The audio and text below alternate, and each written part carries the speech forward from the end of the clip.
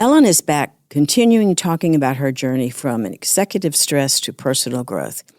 She shares how she prioritized her well-being at the height of her career, leading to profound changes.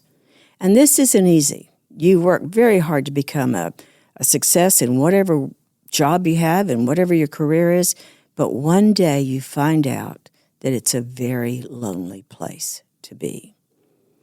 Ellen tells us, and she discovered the importance of vulnerability, of self-care, and she tells us that it's okay to reset.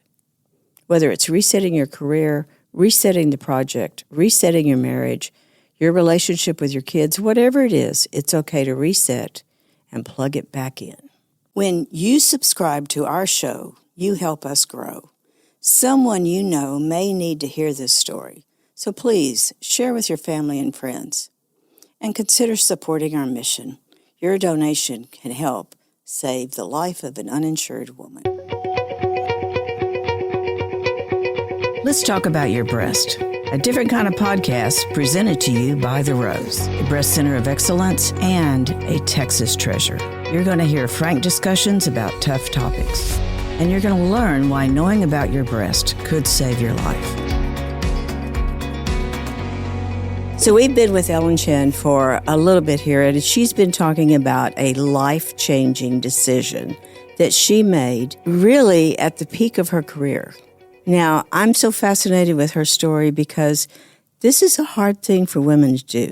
We put everybody else first. And this was a time in Ellen's life when she had to put herself first. So we're going to continue to explore some of the ways that she did it. She had a plan, but she quit.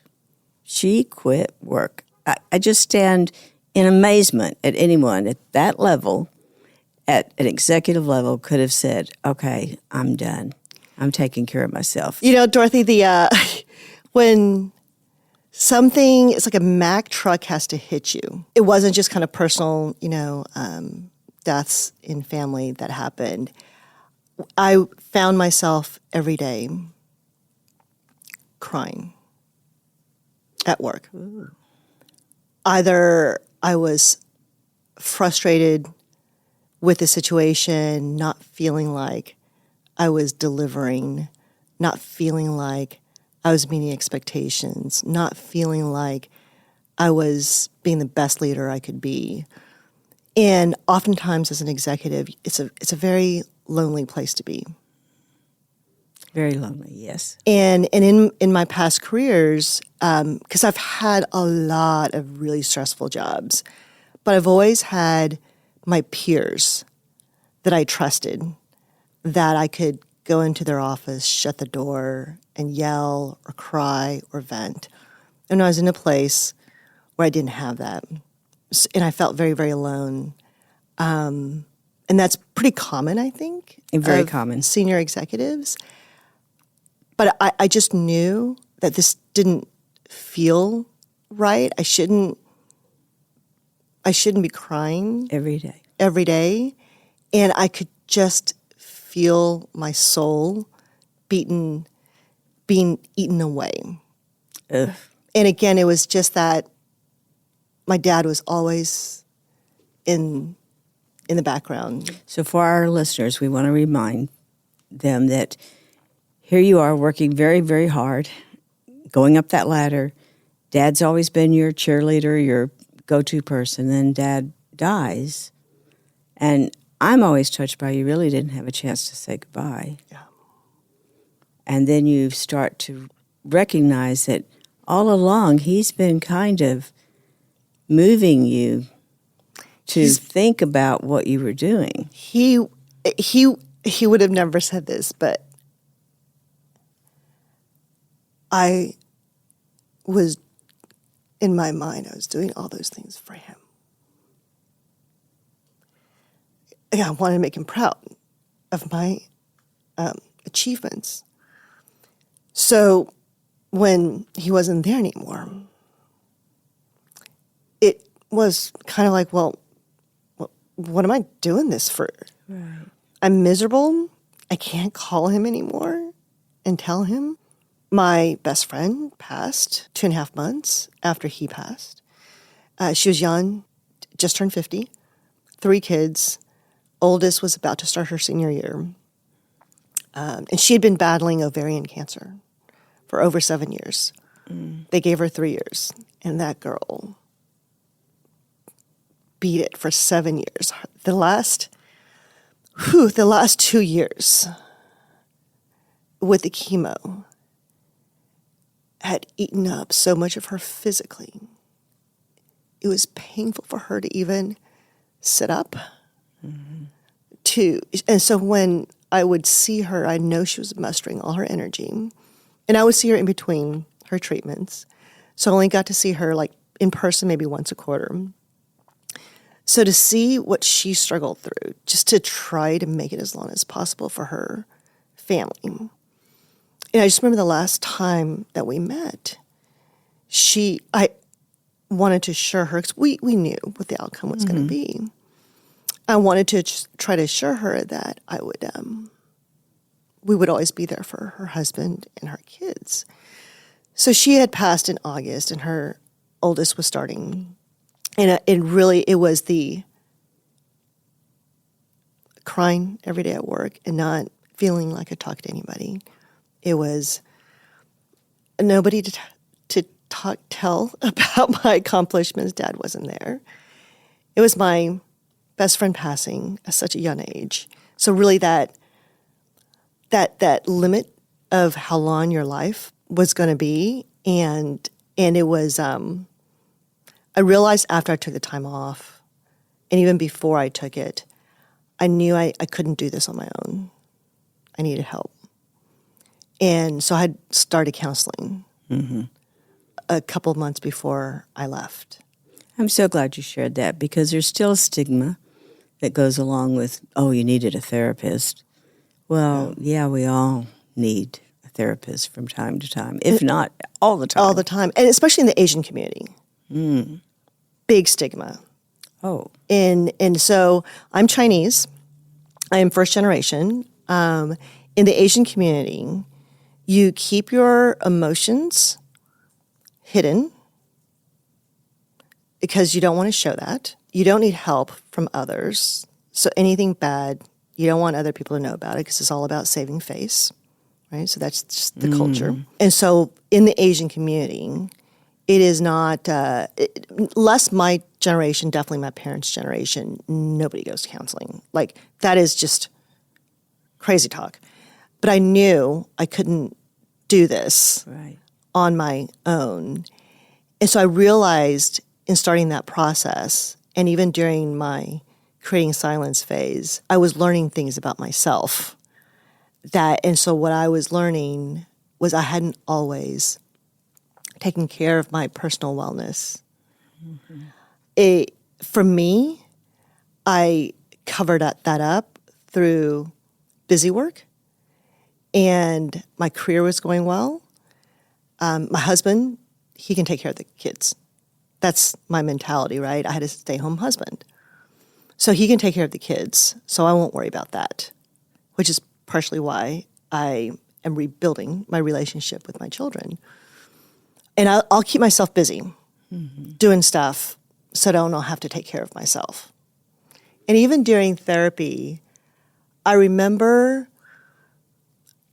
my therapist said to me, you know, Ellen, I don't feel, and I'm paraphrasing, that you're not comfortable actually talking about your feelings and your emotions very much. And I realized he was right. I'm not. And even when I'm having one-on-ones, you know, with my friends, coffees, I'm really good at asking questions, and I'm really good at digging deep into them. But when it gets turned to me, I tend to gloss over it. So even with my father's death, I really don't talk about it. People have asked me, how are you doing? I gloss over it. I'm fine. Or I don't answer the question. And that is something that I know is not good. And how have you changed that? Or have you? I'm still working on it. But see all the different things you've talked about with wellness. You know, here at the Rose, we really believe that self-care is essential. It's not being selfish. If we don't take care of ourselves, and that includes our whole self. Yeah. You know, of course, we want every woman to have her mammogram, and of course, we want her to have all of the preventive health services that are out there now.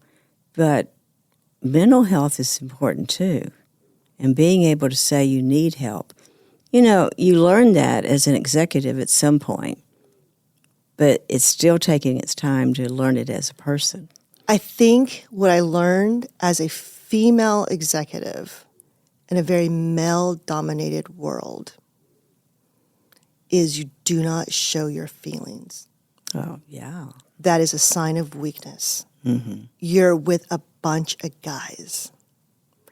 And so my mistake, and so as I took my time of silence, and what I realized during that time was and this is also, I think, why my last job was so hard for me, was that a lot of times in a corporate setting, in those senior positions, where wellness is not talked about enough, your mental wellness is not talked about enough.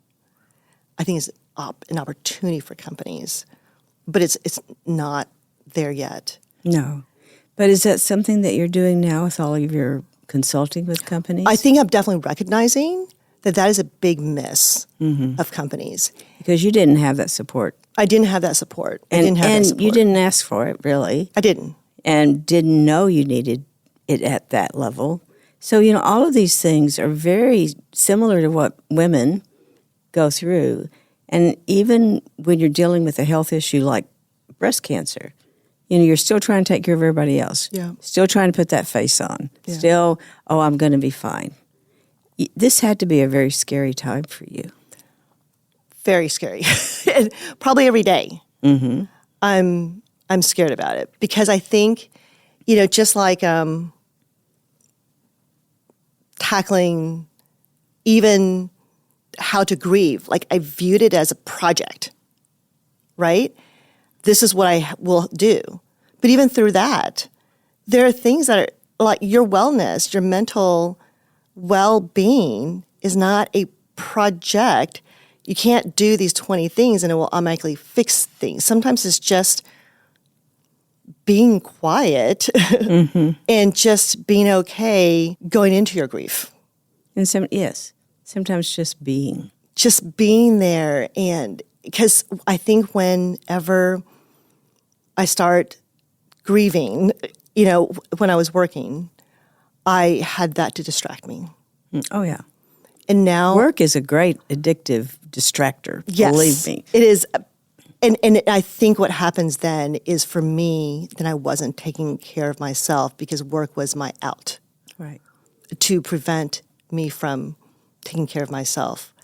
So I've continued with the counseling. I have a session tomorrow at 3:00 because I know that forces me to take a pause and to process. You know, and the fear part, I will say that going to my sessions has helped me a lot with the fear of not having the right title, of not being connected to the right company. I take that back into my therapy sessions, and he helps me work through it, process through that. I need to learn that when I'm with a friend and they're asking me how I'm doing, to let the guard down and to be vulnerable and to actually talk about it and not gloss over it. So I'm trying to do that. And at least now I'm catching myself. I'm at least aware that I do that. Huge. And so I try to catch myself when I'm just glossing over things.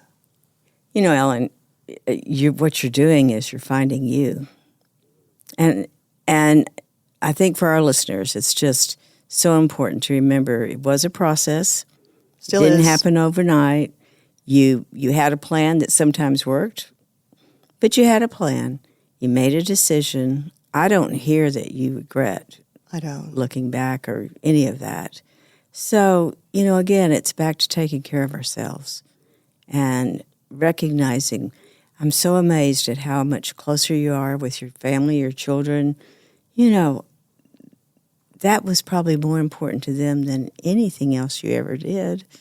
And we don't often have that second chance. And that is never too late. And never too late. I love that part. Yes. It's never too late. I posit that your dad's probably pretty darn proud of you right now with all that you've done this last year. And thank you for being so willing to share. This is a very personal thing, to share all of this with our listeners. Thank you, Dorothy.